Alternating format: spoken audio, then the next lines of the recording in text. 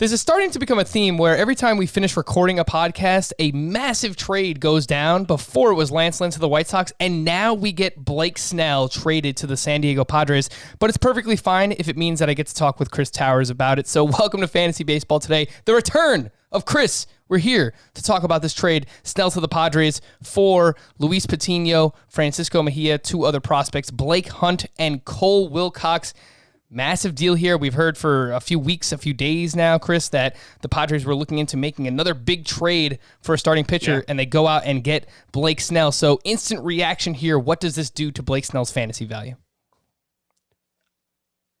Probably not too much. Maybe helps it a little bit because Tampa's a good place to pitch, but obviously he'll be getting out of the American League East. He'll be going to the NL West, which, on the whole has a couple of really good hitters parks, but I think plays relatively neutral overall, which is an improvement over the AL East, which is,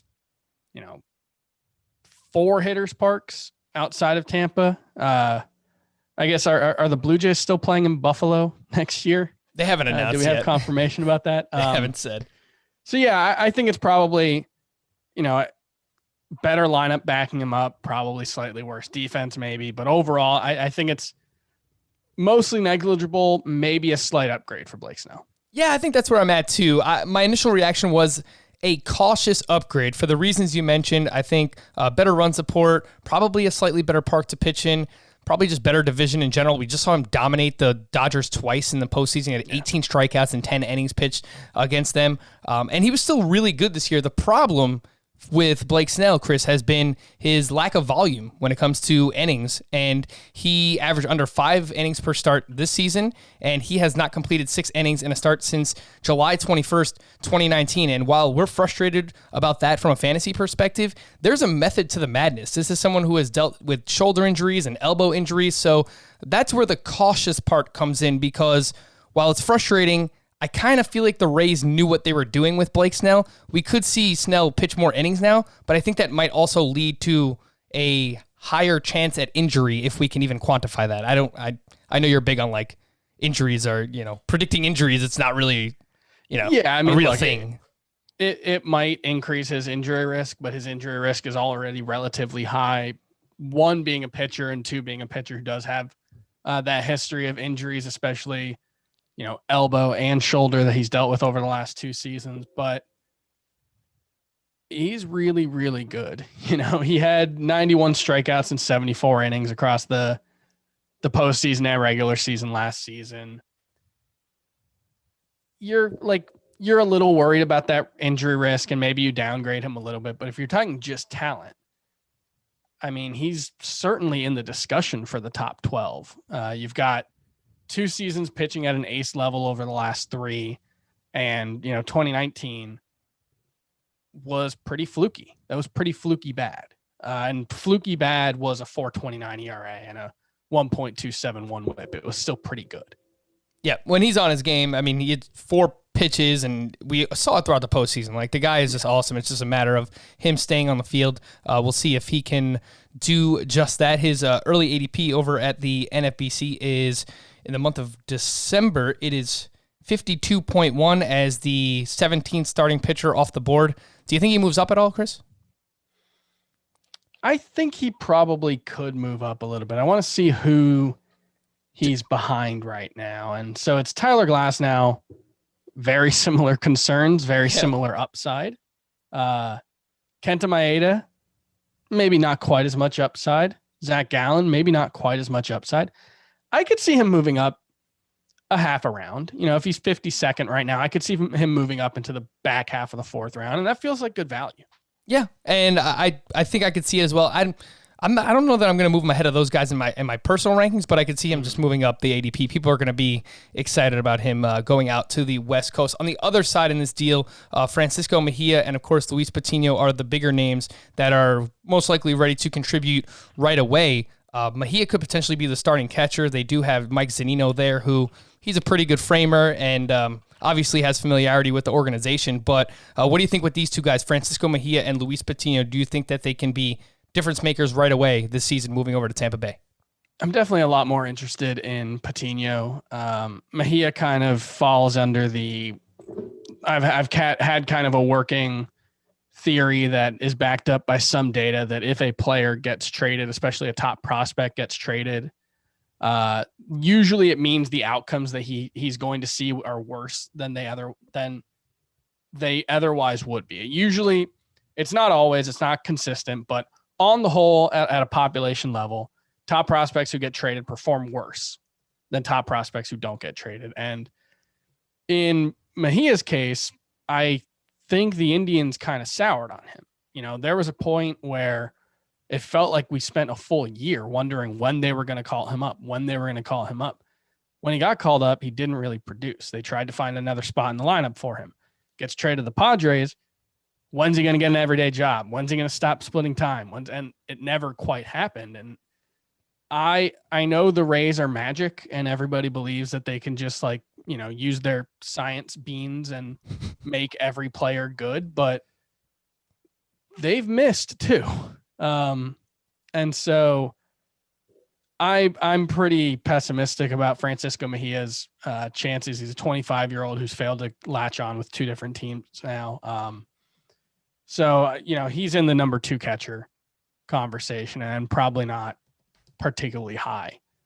Patino, on the other hand, he wasn't great in his audition last season, pitched 17 and a third innings with a 5.19 ERA. But it's pretty bad. Yeah, but look, it's not as bad as Jose Barrios' first taste of the majors was, if you remember, when he had an 8+ ERA over about 60 innings. That's correct. He throws hard. The stuff was impressive. He got, a decent number of strikeouts, 18, I believe, in those 17 innings. So 21 and 17 in the 21, innings. yep. So, yeah, he's one of the best pitching prospects in baseball. He has a very limited track record, 250-something innings in his professional career. Obviously, last season being shortened and not having a minor league season, he probably would have gone over the 100-inning mark for the first time in 2020 if there had been a 2020 season. But, he is still 21 years old, just turned 21 2 months ago, and you have that kind of injury nexus idea, I guess, where, we don't know if he can handle that 150-inning workload. We don't know if he'll get the opportunity to throw 150 innings in 2019 or 2021. Wow. Oof, man. What year are you in, Chris? Happy New Year's. 2019 is going to be a great year, guys. To be fair, we're recording this very late. This broke late on Sunday, I mean, so look, we need some sleep. But yeah, I think in 2021, you probably bet against him throwing 150 innings, especially on the Rays. This is like we talked about with Blake Snell, like we've talked about with Tyler Glasnow. They're going to play it safe with their guys. I don't think it's a guarantee he cracks the opening day rotation. Yeah, it's not crazy. He definitely could use some seasoning based on what we saw this year. Still only 21 years old.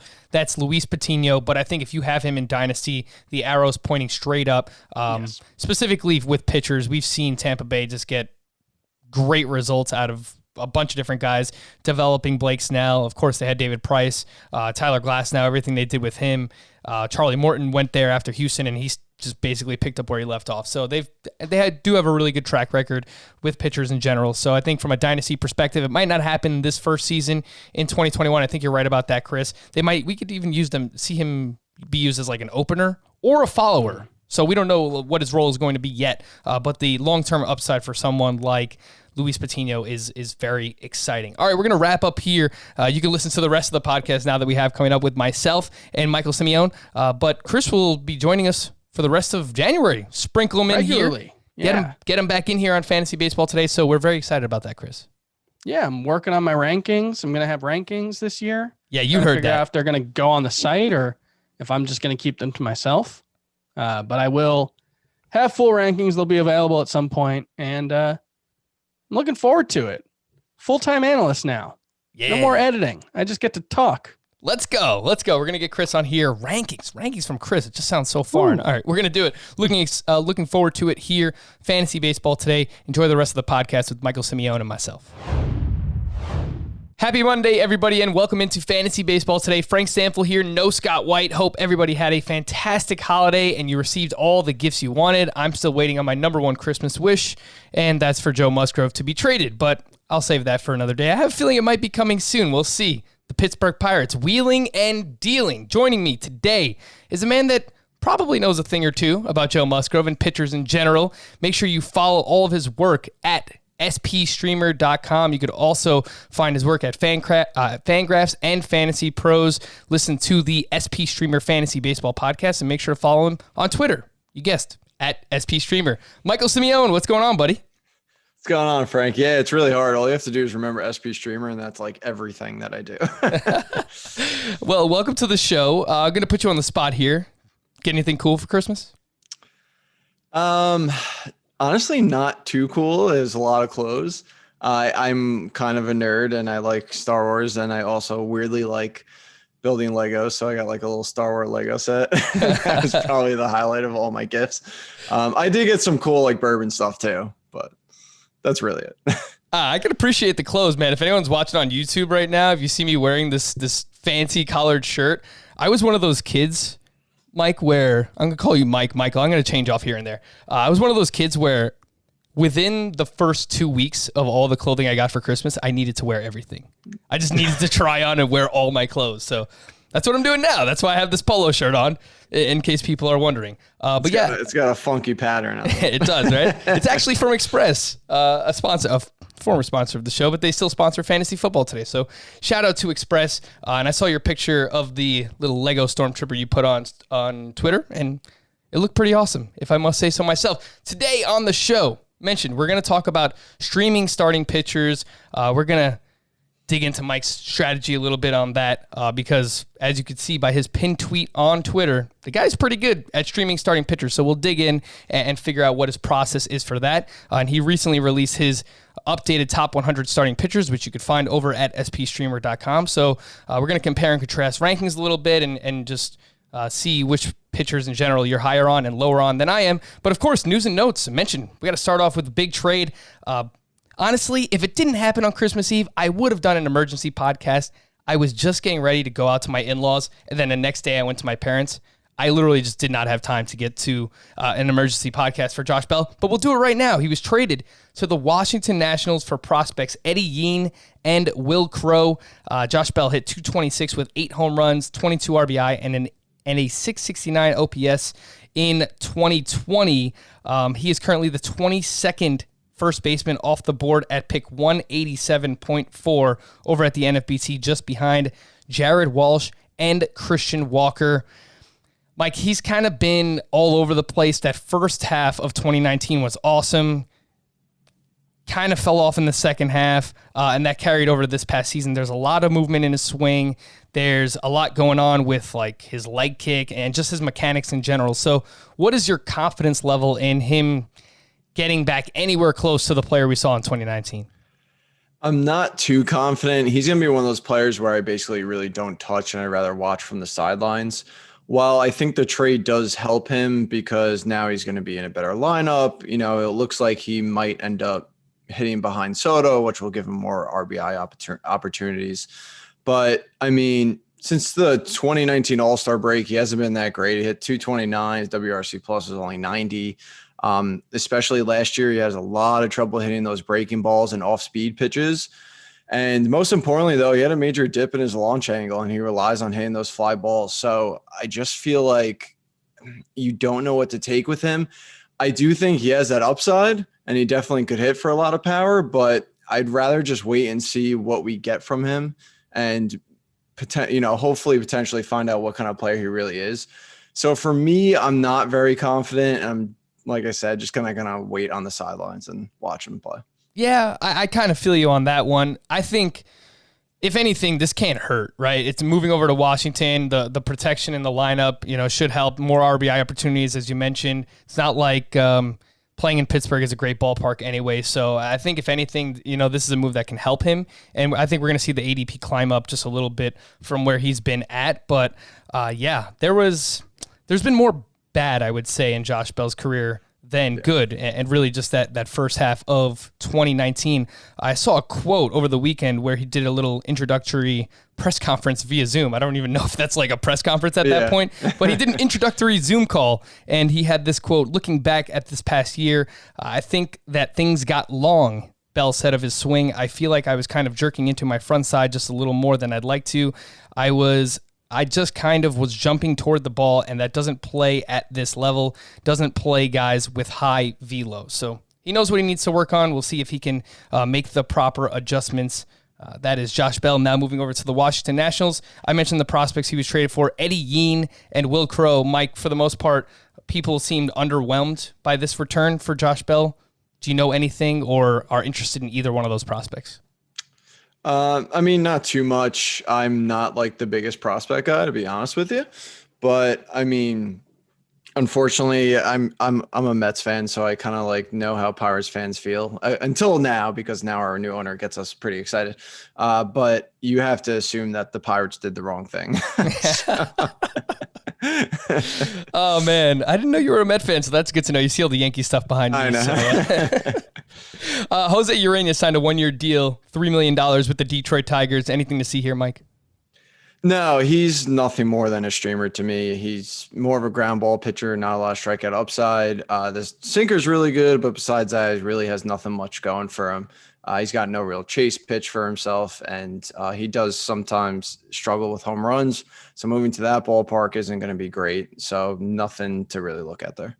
Gregory Polanco sustained a small, non-displaced fracture in his right wrist. He's expected to avoid surgery and be ready to resume baseball activities by the start of spring training. He was quite bad in 2020, and he really hasn't been good. Gregory Polanco, this is for quite some time now, so I don't really know that there's much upside. I posted a video, I think, of him hitting a bomb in the Dominican Winter League last week or 2 weeks ago, and it's like I still want him to be a thing. It's probably not going to happen, Mike. Yeah, it's just too injury prone. It's a shame. I like his skill set. He could be a 2020 player, but just doesn't seem like he's ever going to get there. Okay, admittedly, I knew nothing about this pitcher that the Rangers signed, so we're going to try and piece this together and figure this out. The Rangers signed right-hand pitcher Kohei Arihara to a 2-year, $6.2 million contract out of the Japan Pacific League. He's 28 years old. He spent 6 seasons there with a cumulative 3.65 ERA, 1.19 whip, 666 strikeouts in 882 innings pitched. So he is more of a control pitcher, pitches to contact, doesn't really get many strikeouts. His current NFBC ADP is 541.6, so he is a very late-round target. Do you know anything about this fella? So when you sent it to me, I admittedly also did not know anything, but I researched a little bit into him. He's mainly a command guy. He had a really low career walk rate of 5.3%. He's got decent off-speed stuff, but a lot of people are afraid of that fastball because it doesn't have a lot of movement, and they think that when he comes over to America with MLB hitting, he's going to have to just change his pitch mix because hitters are going to jump on that fastball all day. So I mean, in terms of fantasy, I feel like maybe in deep leagues or like NFBC DCs, maybe he'd be worth it because he's probably going to get a good amount of innings. But besides that, I mean, it doesn't sound great. Yeah, the fact that he just threw 132 and 2/3 in 2020 probably bodes well for him, at least being an innings eater, because obviously everyone else in the majors this year was under 100 innings. So perhaps that's something that can help him and kind of projects as like a 4 or 5 in the major league level. I found this quote from former major leaguer Frank Herman, who has played against Arihara in the Japan Pacific League. Quote, he's a big-bodied pitcher with a slightly above-average fastball. 2 years ago, his split finger was a plus pitch, but he didn't use it nearly as much last season when he featured an average changeup. He holds his velocity 92 to 95 well. Even as he gets over the 100 pitch mark, he would benefit by pitching off his fastball more, as he tends to get unnecessarily off-speed heavy at times. I think he projects as a 4 or 5 starter. All right, yada, yada, yada. So we'll monitor him early on in the season and in spring training, and we'll see if there's anything there, but probably more as like a whatever. You pick him up as a 2-star pitcher. Maybe you stream him in the right matchups. I do just want to remind everybody, I've mentioned this before a few times on the podcast, but if you're looking for a daily betting podcast, you should check out The Early Edge, the newest member of the CBS Sports Podcast Network.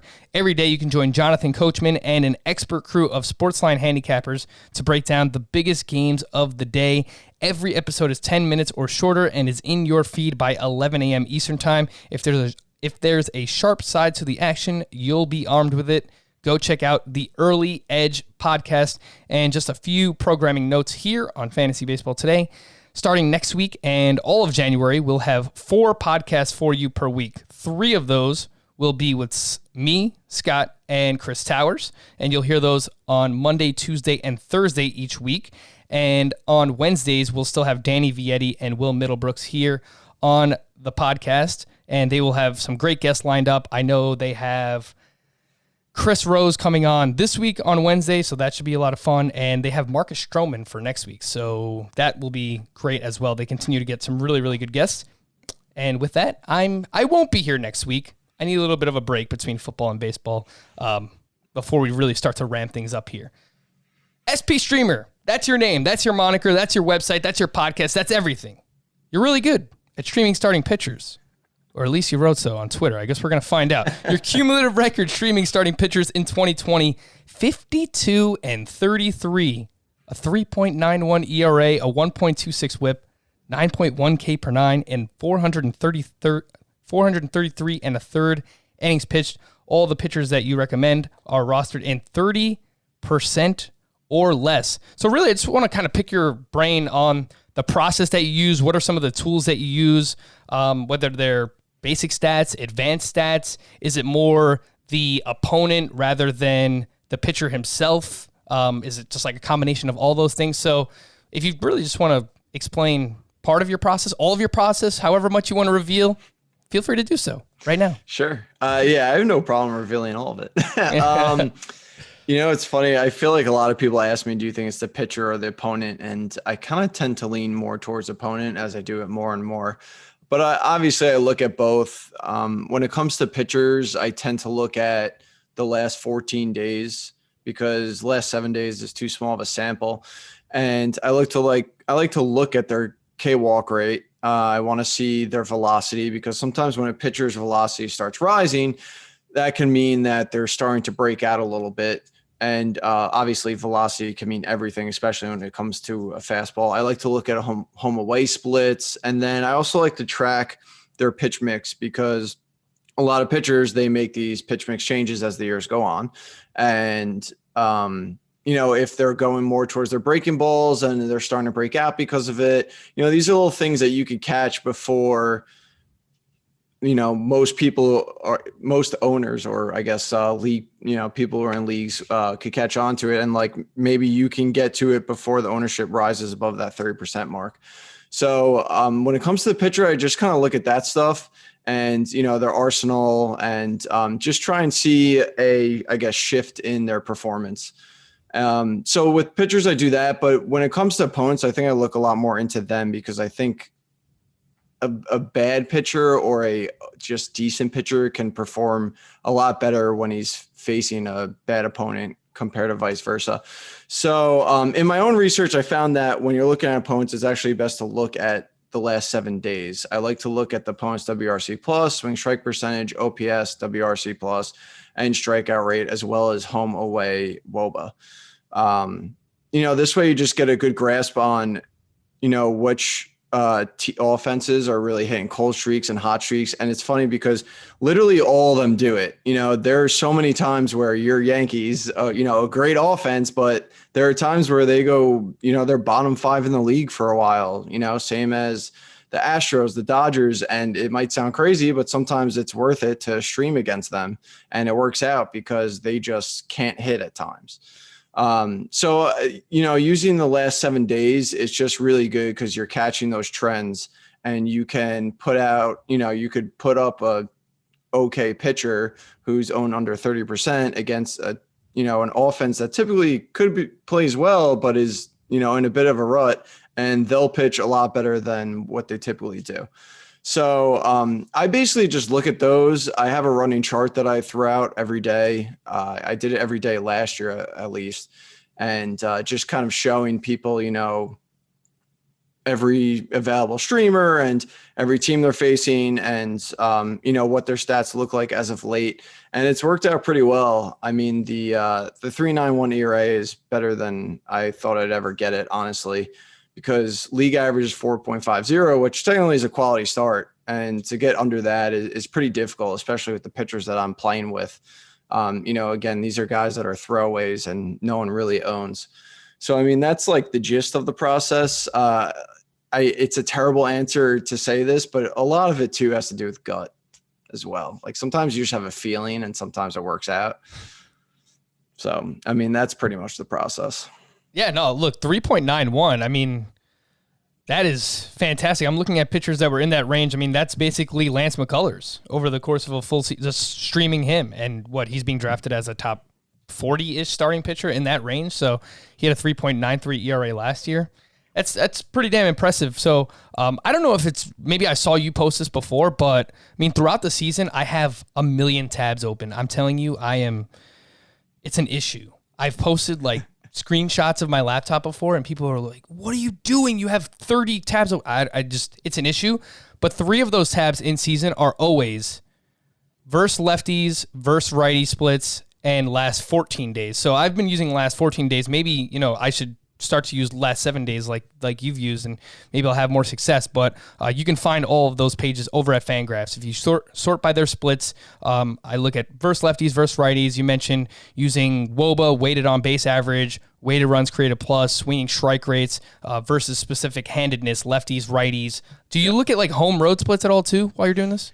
So it's really just, I don't put a lot into it unless, the exception of Coors, but I find that it actually doesn't really matter as much as we'd think with these kinds of pitchers because they're so low owned and it's for a reason. They're crazy erratic. Yeah. Like you can have one of these guys and they are in the perfect matchup and they'll get blown up. It doesn't matter. So it's really just making the best educated guess. So I do look at WOBA home away. I don't put a ton into it though, personally. As far as righty lefty, I actually really do look at WRC plus and strikeout rate when it comes to that though. Alrighty, so very nice to pick the brain here and figure out how one of the best streamers out there gets it done. So hopefully people can use that for their in-season analysis as well. Let's dive into some of these top 100 starting pitcher ranks, which you recently posted again over at spstreamer.com. I think the top 3, everyone's going to have some order of CBD, Cole, Bieber, DeGrom. Not necessarily in that order, but again, it's probably a preference for everybody. I really haven't seen anybody have a different pitcher inside their top 3 than those, and I think rightfully so. I think it just makes sense to have those 3 in some order.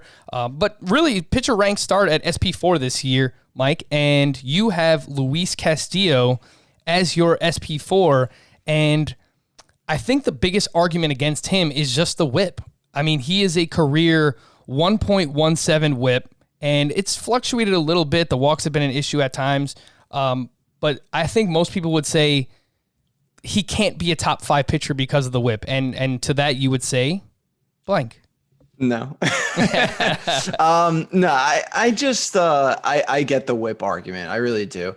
I think that he has above average. See, the thing with Castillo is he has above average command. It's just the way he likes to pitch is he'd rather throw it out of the zone and make you chase than just throw a strike to throw a strike and end up, letting up a home run.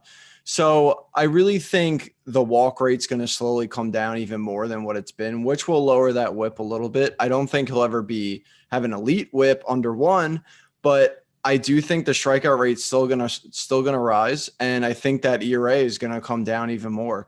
And I think he could put up a sub-3 ERA, which will still propel him into an elite pitcher. I just really love his stuff too. He has the best changeup in the league, in my opinion, and he utilizes all 4 of his pitches really well. They all produce above average movement, and he basically hits everything you want in a pitcher. Like he uses sinker to get strikes at will whenever he wants, and it induces weak contact. The slider and the four seam gets him whiffs in the zone, which is great. And then he has what I mentioned, the changeup to induce a lot of swing and misses outside the zone and get these hitters to chase. So I just feel like he is in complete control of what he does. And I think it's just a matter of him finally being able to put it all together. The only thing that I think could hold him back is that defense. The defense is atrocious. I watched a lot of his starts, and there was a lot of ridiculous slow ground balls in the infield. And, the second baseman just wasn't getting to in time. And it was infield hit after infield hit. So that's the only thing that could potentially hold him back. But overall, again, I love this stuff. And with my pitchers, I love pitchers who can induce a lot of strikeouts and induce a lot of weak contact. And in the past 2 seasons, he has a 29.4 strikeout rate, which I think is going to go over 30. And he also has a 56.1% ground ball rate, which is absurd. Not a lot of pitchers can do that. The only other ones that I really see do it are Sonny Gray, Steven Strasburg, and Brandon Woodruff. They're the only ones who really, can do that as well. And I just love that in my pitchers because they're not laying up fly balls. They're not going to be prone to the home runs, which a lot of pitchers are. So I just feel like he has a really high floor and the ceiling is right there to be a top 3 as well. I think the biggest thing that you hit on there is if he puts it all together, because I think if he does, then you could get that top 5 starting pitcher season. And what I mean by that is you've seen bits and pieces where in 2019, the BABIP was really low. It was at 262, but the walk rate was high. This past season, he lowered the walk rate, but the BABIP went up to 329, which is probably what you're talking about when he's inducing all these soft hit ground balls and they're just not resulting in outs. So it seems like he was just suffered from some bad luck in that regard. For his career, he's a 275 BABIP guy. This season, it was 329. So if he keeps that walk rate down, keeps the strikeouts up, the BABIP is around where it's been for his career. He also improved his velocity as if he even needed to do it. He went from 96 to 97 miles per hour with his fastball.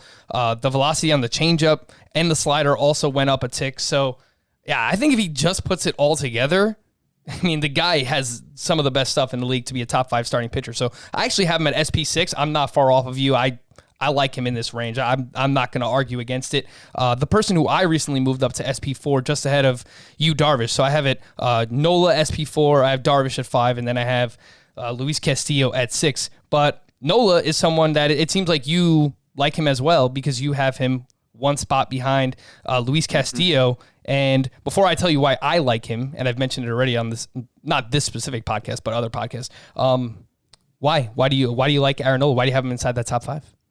It's real simple with me with him. Again, another guy who has great command. He gets a ton of called strikes, which is fine because he's very consistent with it. He has an amazing curveball, and another guy who also can induce the weak contact. But not only that, he stays healthy. He's had how many seasons in a row now? 200 innings pitched. And I just think, I've somewhat of a Nola lover. I've always had him higher than people typically do. And that's just because, again, I just feel like he has complete command of what he does. And I really love my pitchers to be able to control, what they want to do at will.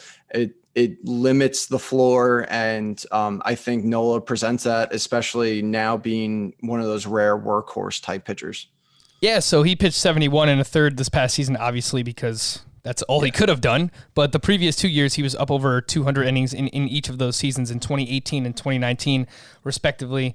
You mentioned he has a great curveball. I really like the arsenal change that he had this past season. Career high 27% changeup usage for Aaron Nola. That was never higher than 19.6% before. And it really just seemed like it unlocked everything else. Like that changeup becoming that third pitch for him, it helped his curveball play up. He really does not have a good fastball. It's adequate, but I think in conjunction with 2 other plus pitches, he can really just get to a next level. And we saw that this season.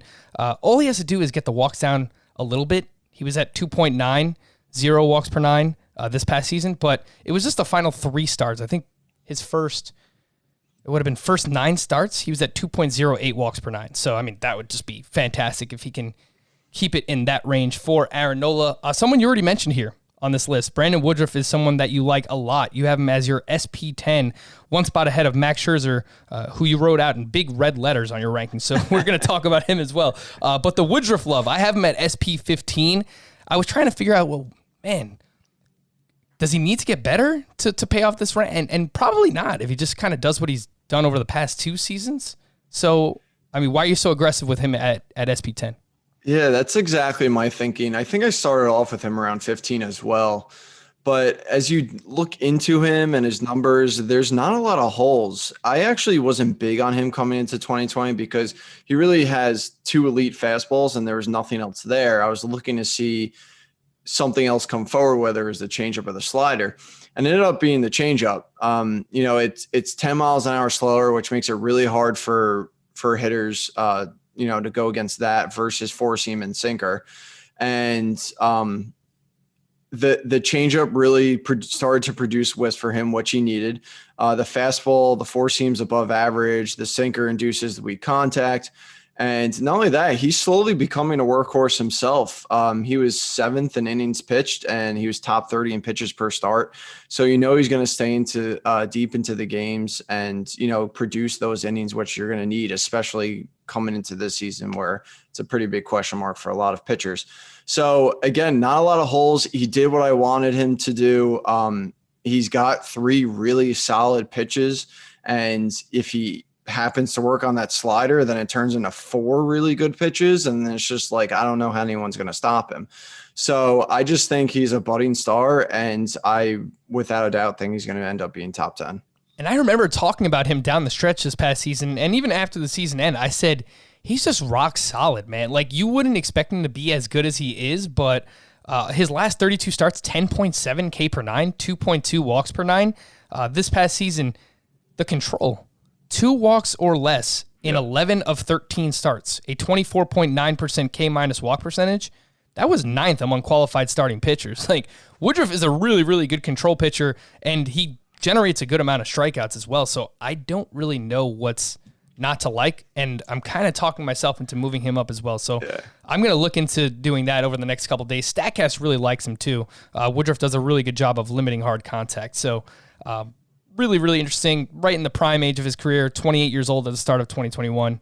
Pretty excited about Brandon Woodruff as well. Max Scherzer, you have 1 spot behind him as your SP 11, and I don't want to say that he's just on my do not draft list because, there's a price for anybody. If he falls to the late 3rd or early 4th round of a 12-team league, sure, I'll take Max Scherzer, but you're never going to get him there. Why do you have him in the big red letters, Mike?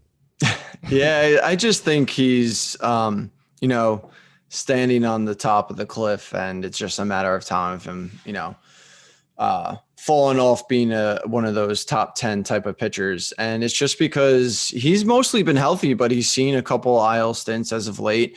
The back issues, any back problems, never good. Look at Kershaw, as he's great pitcher, but every year it seems to come up and he always ends up going on the IL. Even this year he pitched well, but then as playoffs approached, I think he couldn't pitch in the playoffs, if I recall correctly. But yeah, so at age 35 with back issues, I'm not willing to spend that kind of price on him. And as a SP1, for me personally, when I'm drafting, I want my SP1 and SP2 to have as little risk as possible. And he comes with a lot of risk. And that's why I had him as red, because if, say he only ends up pitching 120 innings, he's going to definitely fall down in the tiers. And, coming into 2022, he's not going to be looked at as a top, 10, 15 pitcher anymore. And outside of that, those are all fair concerns. Specifically, the back thing that he dealt with back in the World Series, couldn't get out of bed or whatever, stiff neck, he couldn't even pitch. There are some actual on-field concerns with him that I have noticed. His batting average and BABIP have been on the rise for each of the past 2 seasons, with correlated with 2 of the highest hard hit rates of his career.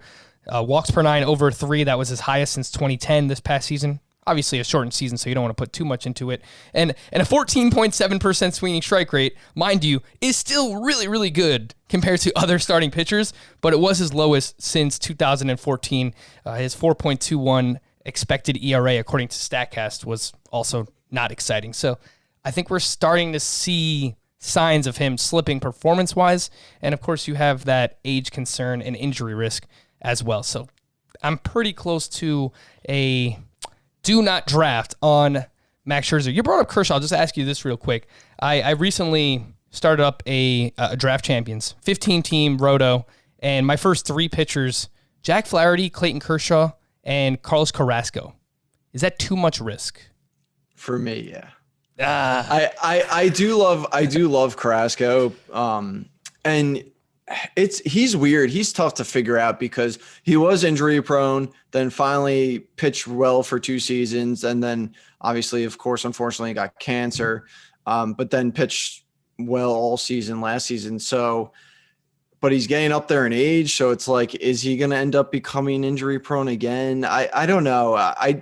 The thing with Carrasco that I like is I don't doubt the skill set. I think he's great. But yeah, for me, pairing him and Kershaw is a little risky for me. It's a little scary. It's definitely a little scary. You might want to make sure you back that up with some solid innings eaters later on. Oh, man. Actually, I have this draft pulled up here. I could tell you who I drafted, but whatever. Who cares about my team? It doesn't matter. All right, the person I was debating taking over Carrasco at the time, and it probably would have made sense based on, pairing him and Kershaw together. You want a little bit more safety in terms of innings, is Zach Plesac. Let's jump around the rankings a little bit because you have Zach Plesac at SP21. You have Carlos Carrasco 2 spots higher. So I don't know exactly how you do your ranks, Mike, but for me, I basically just rank them based on who I would draft. Like if they were just both on the board, who would I draft? And I do have Carrasco higher than Plesac, so that's why I took Carrasco. And Plesac seems to be a bit polarizing, obviously because what he did was only 8 starts, so it's a super small sample size, but in those starts, like he made tangible changes. The command was awesome. The slider and changeup looked ridiculous. Are you a believer in Zach Plesac? So I'm a believer, and I actually really dove into him this offseason. And what's interesting about him is coming into 2020, he was working with the pitching coach over there in Cleveland. I can't remember his name off the top of my head. And what he really focused on was his delivery and his balance. And he found that he wasn't mimicking the same delivery over and over again. That's what was throwing off his command. So they worked on that, and obviously it paid off dividends because that walk rate dropped tremendously, and it's at an elite level. And then not only that, he changed his pitch mix. He went to the breaking stuff more, and he's got 2 good breaking balls in his slider and his changeup. And the slider might be one of the best pitches in the league. It put up a negative 44 WRC plus against and a 24.1 swing strike and a 42-point swing O swing. The pitch literally does everything.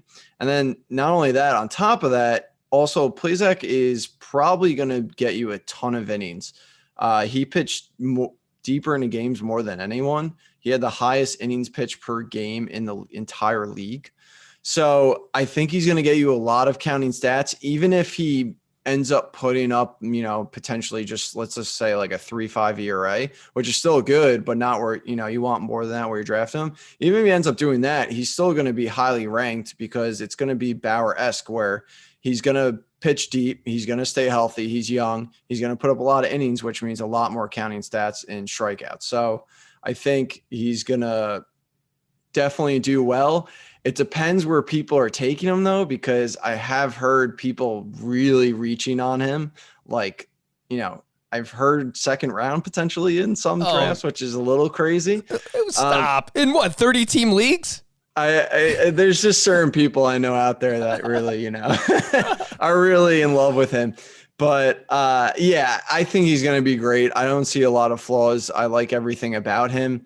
It's just a matter of, how far do you have to reach for him? All right. So the ADP right now is 59.6. I will limit this to just December to see if it's gone up at the NFBC. And for Plesac, it's at 60.3. So that's in a 12-team league. That's the 5-6 turn. Would you be all right taking him there as, I don't know how aggressive you are, but maybe as like your SP3? Yeah, I would gladly take him as my SP3. In that range. I like where I'm okay with that ADP right now. Okay. Yeah. And the point that you made about him going deep into his starts, at least 6 innings in all 8 of his starts. Yep. So, and we know that correlates well with wins. The deeper you go into a start, the more likely you are to get a win.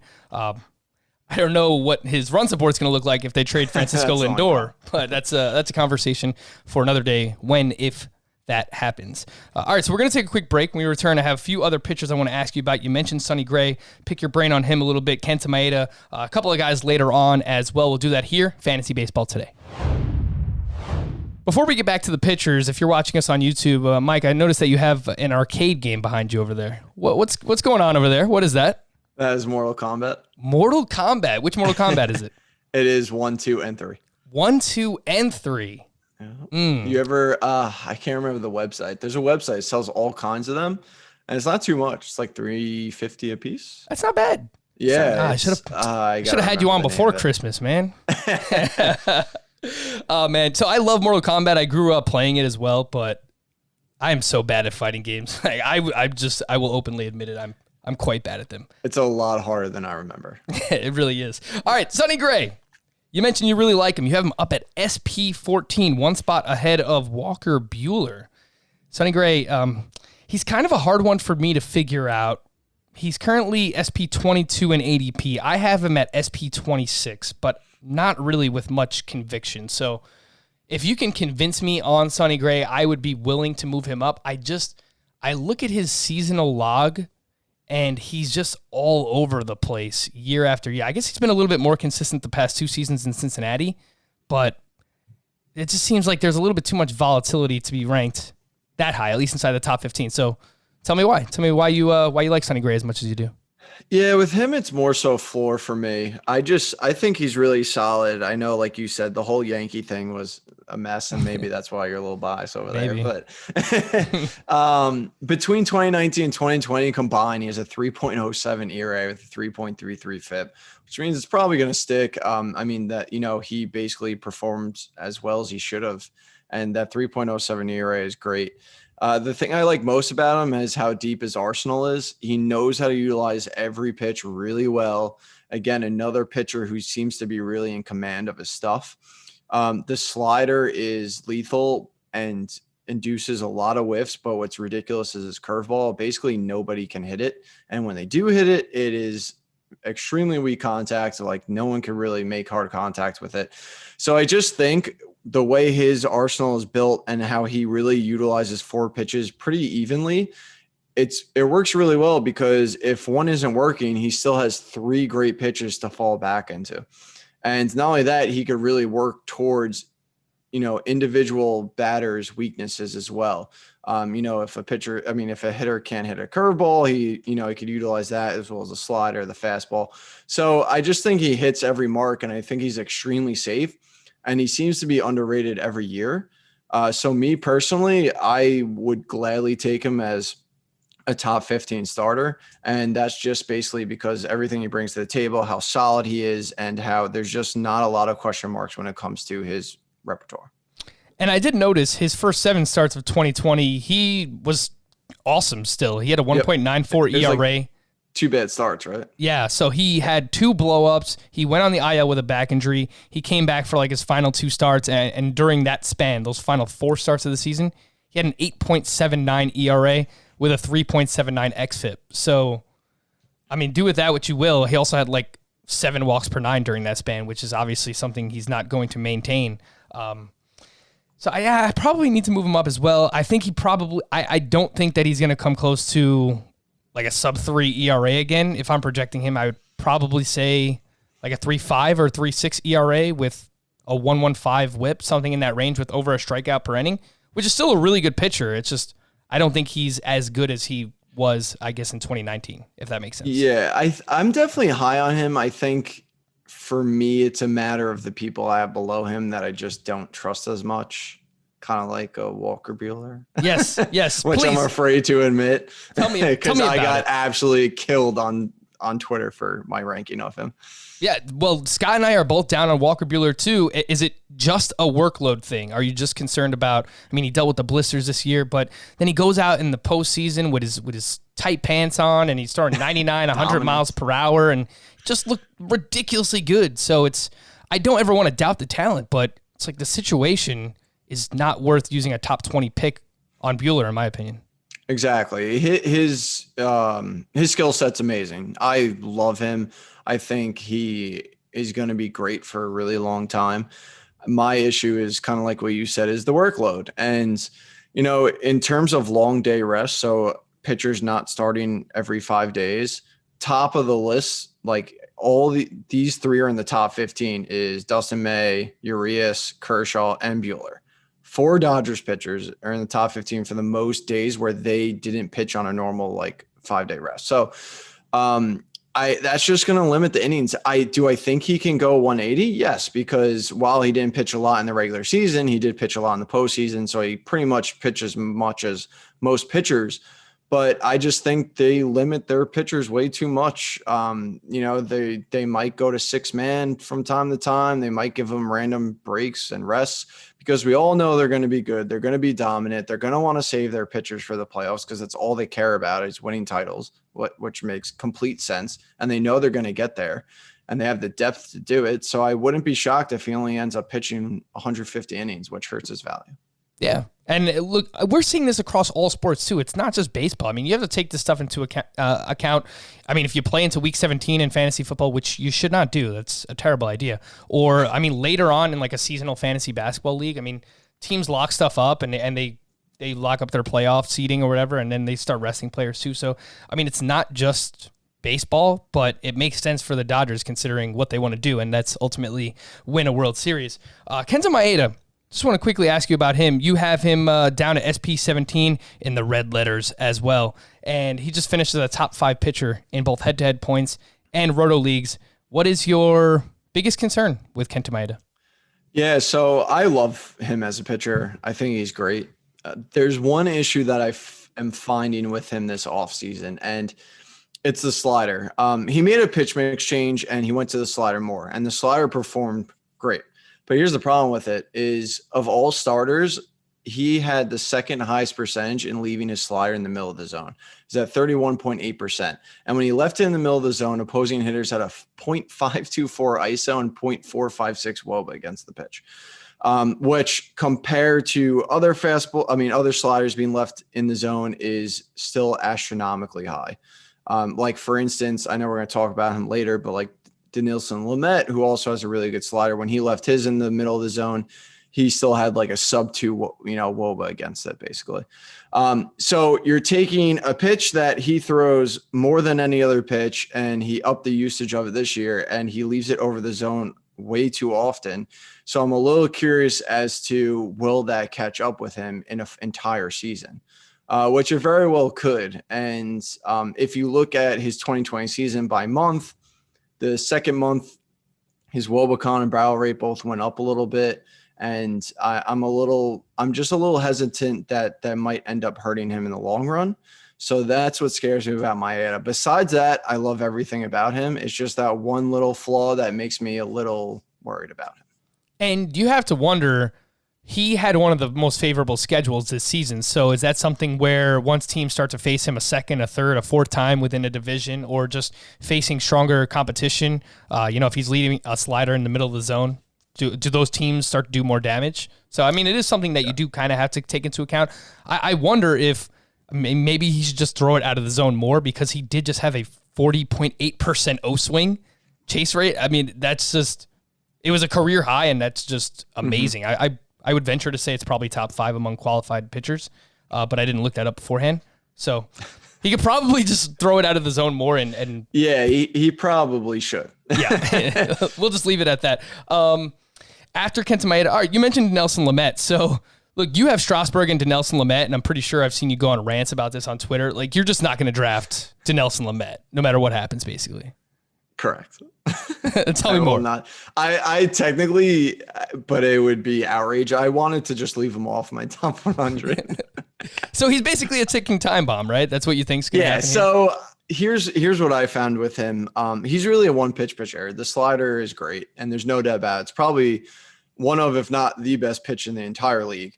But my issue is the fastball. It wasn't good last season, and it was good this season, but that's because he raised the velocity on it, which is great. You want to see, but the problem is he clearly was pushing it in a shortened season.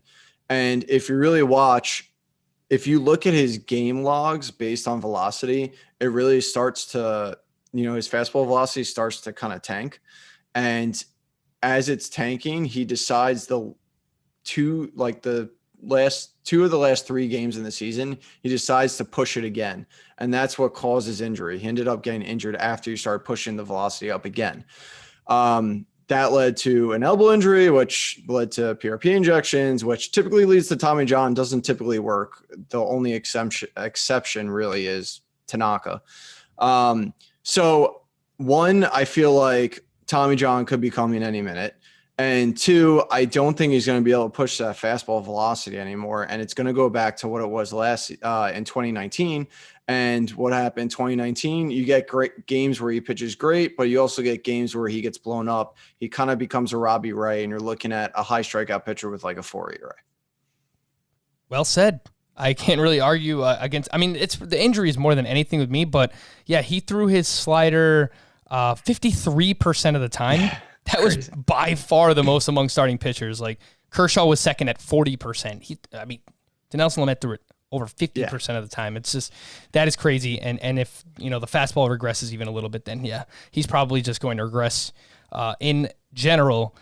I got to ask you about Paddack because you have him. He seems a little polarizing as well. I have him as SP30, and I kind of am leaning into him. He's someone I really don't mind, just more so because of the price. You could get him as, your SP4, and at that point, I'm willing to take him there.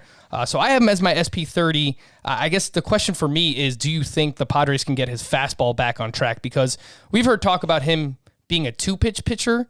We know his third pitch, his curveball, and he tried to use a cutter this year. Those are not good pitches. But his fastball really regressed this year, and it was not good. So he was basically a one-pitch pitcher, and, if people can just sit on whatever, like wait on your changeup or just square up your fastball because it's just not a good pitch, then that's going to hurt you. So I guess you are probably in that camp, right? Like you just don't have enough faith in the arsenal with Paddack? Yeah, so kind of like you said, we came into the season hoping for a third pitch, and he tried to add the cutter for it. And what ended up happening, I guess the way you throw the cutter, he's having he had an issue deciphering exactly how to exactly throw the fastball and separate it from the cutter, like the motion. Because if you look at his the movement of his fastball, it had elite vertical movement in 2019, and then last season all of a sudden the vertical movement disappeared and it moved horizontally, kind of like his cutter. So I feel like he had trouble switching between the grips and the motions, and he added more gyro spin onto the fastball, and that made it completely not as effective. So I'm out on him personally, just because one, now he needs to fix a fastball, which yes, he very well could do in the offseason. I've seen people who are probably smarter than me say that it's definitely doable, but then he's back to just being a two-pitch pitcher, and he still needs to add a third pitch. So I just feel like there's a lot of work to be done with him. If he falls in drafts, I could see myself potentially taking him, but he's definitely not someone I'm going to be targeting, just because I think he's got too much work to do, and I'd rather just kind of see how that goes. All right, Paddack, if you're out there listening, or any member of the Padres organization, here's what we're going to do. We're going to scrap the cutter completely. It's gone. We're not worrying about that anymore. Yes. We're going back to the four-seam fastball with the vertical rise. We'll throw it at the top of the zone. We'll get that Vulcan changeup working, and just work on the curveball, man. It doesn't even need to be a good pitch. It needs to be whatever, a get me over. Throw it 10% of the time, and that's fine. So I think we're probably somewhere between his 2019 and 2020. I don't think he's going to be like a 4 ERA pitcher. He's probably not going to be a low threes. So if we can get a mid-threes ERA, really good whip because he doesn't walk that many guys, I still think that's doable for Paddack. So he is someone, based on early ADP, that I have been targeting. But I do just want to wrap up with Tyler Mahle. I noticed you have at SP47, and I know he changed his pitch mix as well. So if you want to talk about him and really any other late-round starting pitchers that you're targeting or excited about higher than consensus, then feel free to tell us. Yeah. So with Mahle, he's always had stellar command. He has some of the best command in the league, and his fastball has always been really good because he places it high in the zone at a consistent rate. I think more than anyone really. And it's just a fabulous pitch overall. And we really were waiting for him to basically develop a breaking ball, and the slider finally came to fruition. And it's a really good pitch. So now, while he is still just a two-pitch pitcher with a plus fastball, plus slider, I think he's definitely going to overperform his ADP. He also has a splitter that is pretty decent, and I think if he could use it on occasion and get that to now take a step forward and maybe get a little feel for that, then he becomes a 3-pitch pitcher, and then he really, gives you a lot of profit on draft day. So I do like him coming into the season just because of that potential and plus the elite command, which he has shown us in the past. As far as another late round starting pitcher, I'm just going to throw out John Means. Basically what happened with Means last season, his fastball, he was leaving the zone a lot and right over the heart of the plate. And that was mainly because I think he was trying to push his velocity up too much. And what we ended up seeing was the past, I think 3 or 4 starts, he actually slowed it down. And while that's typically not good, it was for him because he's able to have better command. And if you look at his charts, he actually placed it up in the zone a lot more when he started doing that. And that led to, off the top of my head, I think it was like 3 straight starts with 8 strikeouts or more. So pair that with the great changeup, and he's going really late in drafts. I feel like he's a no-brainer and provides you a lot of upside. By the time people are drafting in March, he will not be a late round starting pitcher because probably not. Between you and we had Alex Fast on recently, and he was talking up John Means. And I've talked to Fast about it before. Yeah, Scott White loves him as well. I wrote about him like just after the season ended. He's someone who just underperformed his peripheral stats too. So it seems like everyone's on board with John Means, and for good reason, as you mentioned. All right, so guys, everyone listening, guys and girls, make sure that you follow Mike's work over at spstreamer.com. He also writes for Fangraphs and Fantasy Pros. You can listen to him, SP Streamer Fantasy Baseball Podcast, and follow him on Twitter at SP Streamer. Mike, thank you so much for coming on. Before we let you go, who's your character in Mortal Kombat? Scorpion. Yeah, that's the chalk, right? I mean, yeah, you got to go with Scorpion. He's the man. I even have a little Funko Pop of him. Hey, all right, dude. I have a whole closet filled with Funkos. That's another conversation. Oh, jeez. I went a little bit crazy and started collecting too many of them at some point. So, is it terrible that I refuse to leave them in the box? I take them all out. That's probably what you're supposed to do, but I was collecting them to like resell them, so They're all still in the box. All right, whatever. If anyone else has Funkos out there, make sure to let us know about them. Mike, is there anything else you'd like to promote while you're here? I mean, the only really thing I got coming up is I have a draft kit that I release every year. I do it. It's just PDF. I do it pretty cheap. It's going to be like $3.50 this year. It's all rankings. I got a couple people join in to do prospect rankings, closer rankings. I brought on Mike Curlin to do hitting, who I know you had on the podcast a couple weeks ago, I think, right? Yep. I'm so bad at pronouncing last names. I have Shelly Verstrate doing prospects, and then I brought on actually Dave McDonald, who's a big high stakes player. He's going to be doing the whole strategy section, and Chris Clegg doing relief pitching. So it's going to be awesome. It's going to be massive. And that is going to go, I'm going to take pre-orders starting January 1st. All right, everyone, make sure to check it out. And if you want to read about Zach Plesac, I know Dave loves him, so he'll probably write about him at some point as well. For Mike, I am Frank. Thank you all for listening and watching Fantasy Baseball today. We'll be back again tomorrow. Bye-bye.